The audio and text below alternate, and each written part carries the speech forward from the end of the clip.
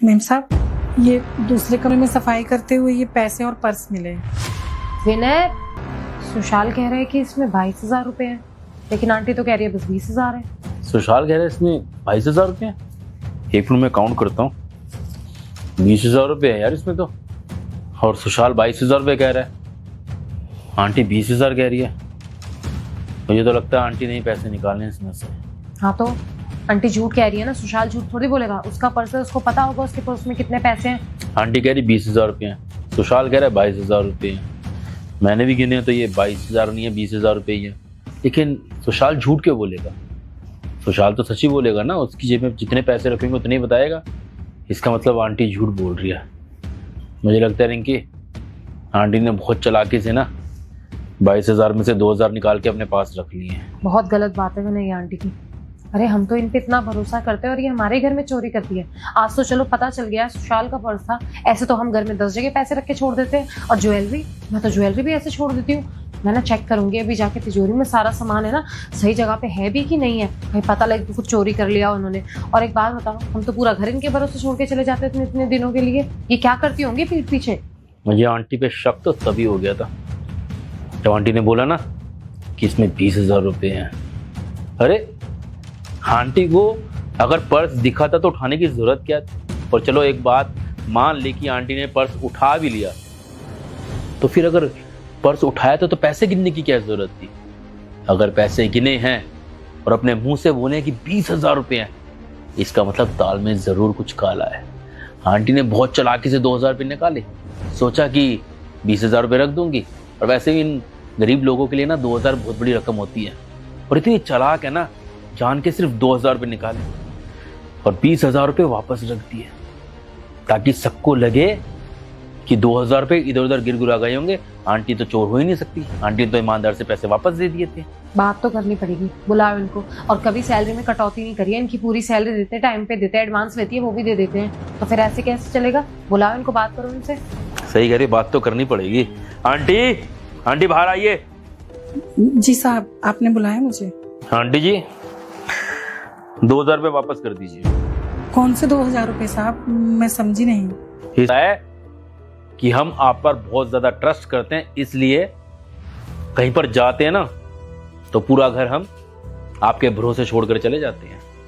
और पता है ना आपको इस घर में कितना कीमती सामान रखा हुआ है, उसके बावजूद हम आपके ऊपर ट्रस्ट करते हैं। और बहुत बुरा लग रहा है आंटी, आपने आज आखिर साबित कर ही दिया। हम तो समझते थे कि आप हमारे फैमिली वाले हैं, लेकिन काम वाले ही होते हैं, गैर गैर ही होते हैं। मुझे ना ये शक्ल बना के मत दिखाइए, मैं अच्छी तरह जानता हूं कि पैसे आपने ही लिए हैं। क्योंकि रिंकी का भाई सुशाल झूठ क्यों बोलेगा?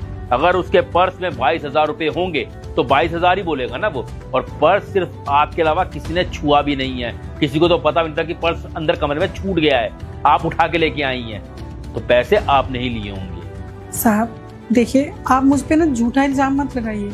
देखिए आंटी, मैं आपके ऊपर कोई झूठा इल्जाम नहीं लगा रहा, और ना ही मैं ये सवाल जवाब पूछने में टाइम बर्बाद करना चाहता हूं।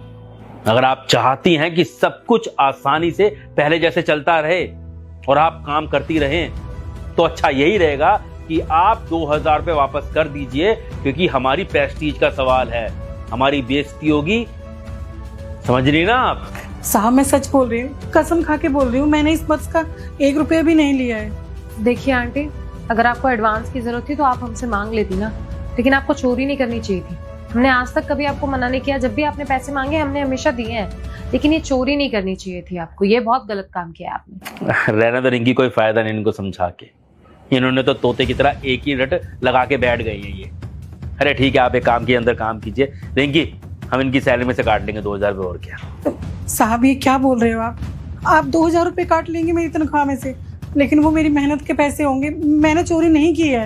अरे आंटी, आपकी मेहनत के पैसे हैं तो ये भी किसी की मेहनत के पैसे हैं। साहब देखिए, मेरी तनख्वाह में से पैसे मत काटिए, वैसे मेरी तनख्वाह बहुत कम है। आप बताइए 7,000 रुपये में पूरे महीने कैसे गुजारा होता है? तो फिर कहाँ गए पैसे?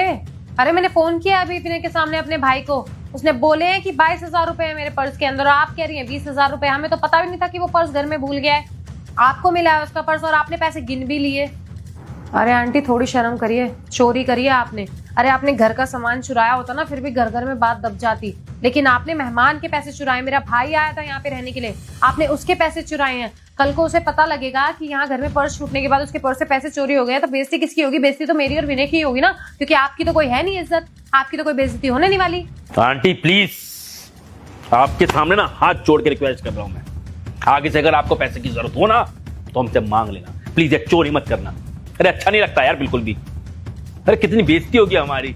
और आपने जो पैसे निकाले हैं ना वो हमारे नहीं है, हमारे होते ना एक बार को छोड़ देते हम लोग। लेकिन आपने क्या किया, आपने हमारे घर में गेस्ट आए हुए थे उसके 2000 रुपए निकाले हैं। अरे कितनी बेइज्जती होगी जब उसे पता चलेगा कि हमारे घर में उसके 2000 रुपए चोरी हुए हैं। और एक बात बताइए ना, जब रिंकी का भाई साहिल पूछेगा कि इसमें 22,000 रुपए थे तो हम क्या जवाब देंगे? हम तो जवाब दे नहीं पाएंगे, हमें अपनी जेब से 2000 रुपए डाल के उसको देने पड़ेंगे, क्योंकि इसमें उसके 22,000 रुपए थे। तो प्लीज आपसे हाथ जोड़ के रिक्वेस्ट कर रहा हूं, आगे से पैसे मांग लेना प्लीज, चोरी मत करना। साहब मैंने कोई पैसे नहीं लिए हैं, उल्टा पैसे गिन के मैंने पर्स में ही रख दिए थे। और अगर मुझे बेईमानी करनी होती तो फिर मैं पैसे वापस क्यों करती आपको? देखिए आंटी, मेरे से ना बहस मत कीजिए, आप अंदर ना काम करिए जाकर, ठीक है ना?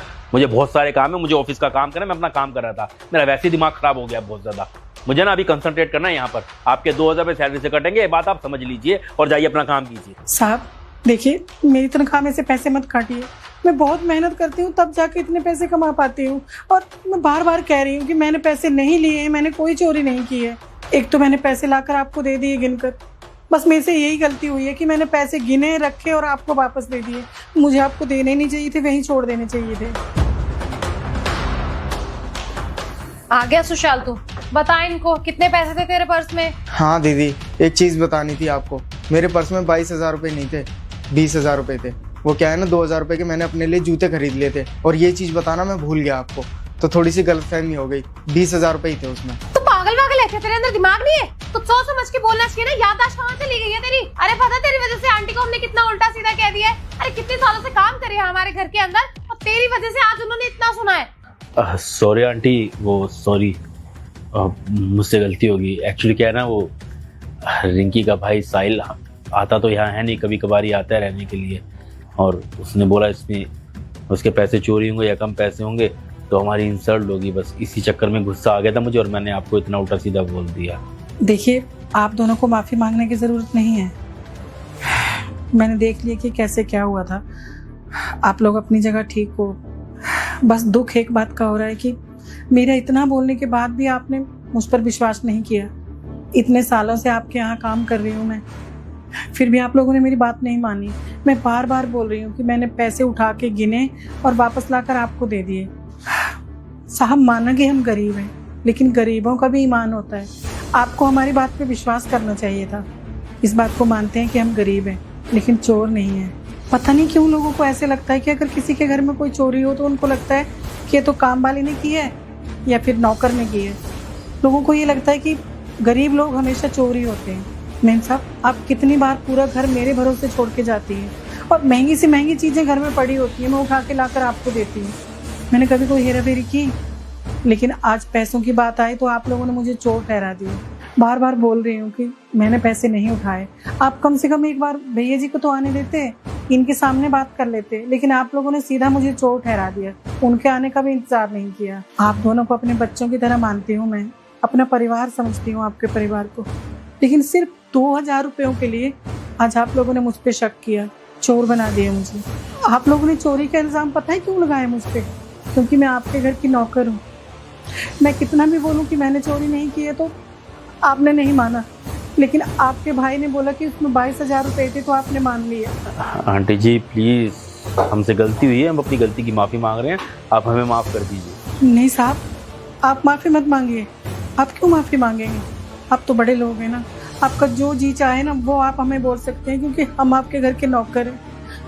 आपके यहाँ साफ सफाई करते हैं, आपके जूठे बर्तन धोते हैं, आपका दिया हुआ खाना खाते हैं, तो आपका हक बनता है हमें बेइज्जत करने का। और मेम साहब, आप अपने घर के लिए कोई दूसरा नौकर देख लीजिए।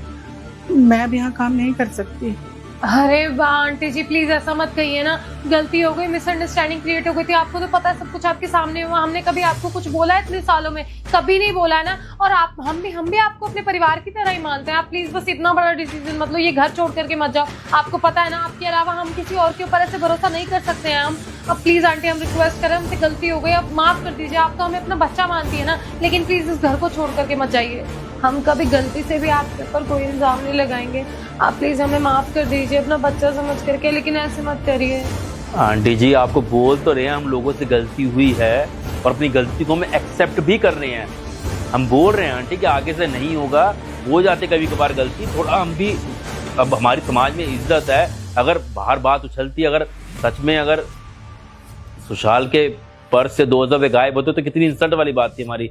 इसलिए गुस्से में थोड़ा बहुत बोल दिया, लेकिन हमारे को अपनी गलती का एहसास हुआ। माफी मांग तो रहे आंटी, प्लीज माफ कर दीजिए, इतना बड़ा इशू मत बनाइए अब इस चीज को। नहीं साहब, मेम साहब, देखिए मैं आपके यहाँ काम नहीं कर सकती। मैं ऐसे घर में बिल्कुल काम नहीं कर सकती जहाँ के मालिक और मालकिन मुझ पे विश्वास ही ना करते हो, बात बात पे शक करते हो। आप अपने लिए दूसरे काम वाली देख लीजिए, मैं चलती हूँ। अरे आंटी जी प्लीज, कैसी बातें कर रही हैं आप? प्लीज काम छोड़ के मत जाइए, हम माफी मांग रहे हैं आपसे। नहीं साहब, माफ कीजिए मेम साहब। अरे आंटी जी, आंटी सब कुछ ना इसकी वजह से होता है। इसको तो मैं बाद में बताऊंगी, पहले मैं आंटी से बात करूं। आंटी